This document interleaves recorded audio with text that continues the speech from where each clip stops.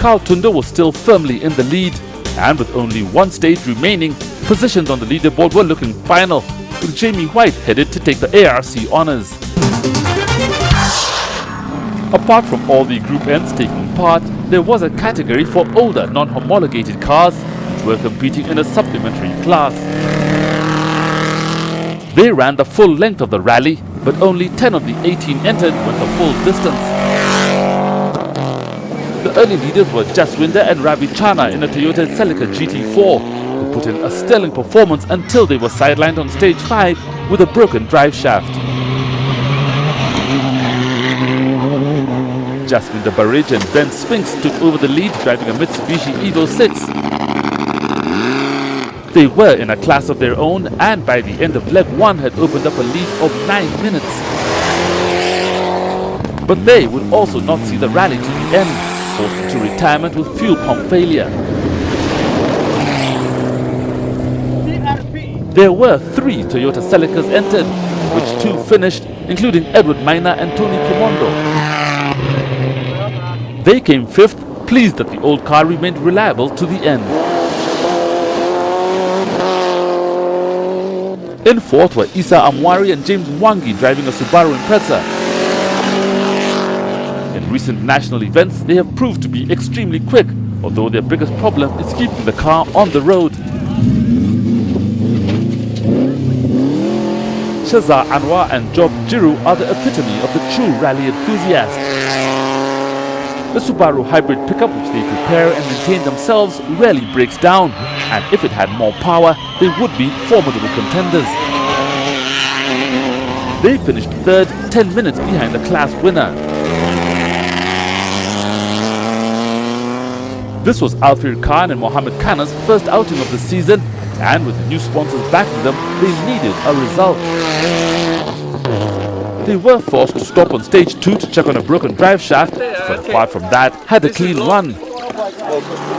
Known to be aggressive drivers, the locals understandably got out of the way when they saw them coming, especially as they were dicing for the lead, which they eventually lost by 90 seconds. I thought I'll gain time, but we ended up just losing in every stage. We had a drive shaft problem in the first stage, second stage we caught up with the N15, third stage we had a puncture, and then the last 2 stages my navigator was just totally sick. He didn't call, I was just on site. The category win went to Jasmeet Chana and George Doroge, who could have gone quicker, but stuck to a well-planned strategy for the long event.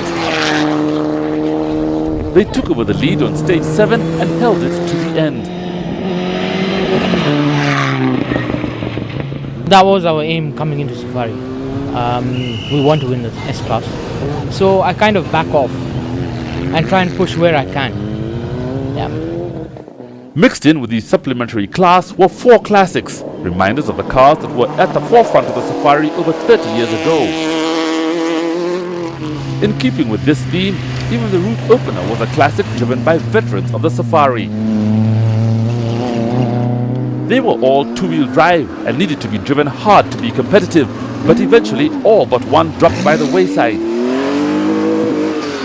2 would go out in dramatic style, including Stefano Rocca and Franco Donadel in one of the 2 Datsun 240Zs.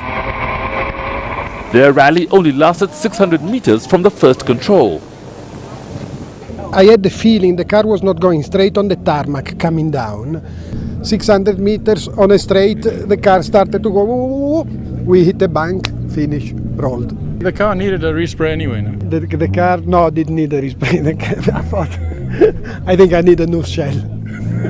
John Rose and Mike Borisov got their 240Z to the end of stage 4 before the diff cried enough, and although they had a spare, they ran out of time before it could be replaced. The clear leader amongst the group were Aslam and Ashad Khan, who were at the wheel of a recently acquired Porsche 911. They were exploring the car's limits, but this was their undoing when they landed upside down. But are they all right? Are they all right? Okay, because they pressed 2 panic buttons and twice, so we were worried that if they... The aircraft leasing services helicopter on standby for such emergencies was quickly dispatched, but there were no injuries. The biggest problem the crew had faced was putting out an engine fire that could have engulfed the car. This left only one classic running, in the hands of Jonathan Soman and Rue Heckel.